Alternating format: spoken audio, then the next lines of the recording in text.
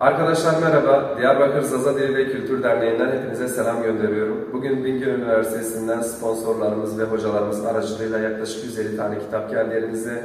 Edebiyat, folklor, dini, felsefe ve hikaye kitaplarımız mevcut.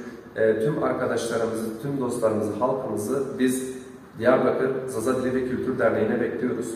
Kitaplarımızı okumak ücretsizdir. Bizim bir sloganımız var zaten burada. Çay bizden, okumak sizden. Yani Zazaca bunu söylüyoruz aslında. Çay mara, uende şımara diye bir sloganımız var derneğimizi açarken. Yani derneğimiz ana caddeye sıfır ve işletme, yani bir dükkan tarzında bir mekan ama bayağı büyük ve rahat edebileceğiniz oturma yerlerimiz mevcut. Sıcak soğuk içeceklerimiz var. Ve 16 tane de üyemiz var bizim. Kısaca da bir derneği tanıtmış olayım. 4 kadın, 12 erkek üyemiz var. Kongremizi de yapmış bulunuyoruz. Ve güzel projelerimiz de olacak. İnşallah hepimiz beklemede kalın. Yavaş yavaş geliyoruz inşallah. Bu dil yaşayacak, ölmeyecek. Umutlarımız yok olmasın kesinlikle. Enagom hatır bişima, vazonma nemru, vayır zonema vecin. Selamun aleyküm geleyon bazu.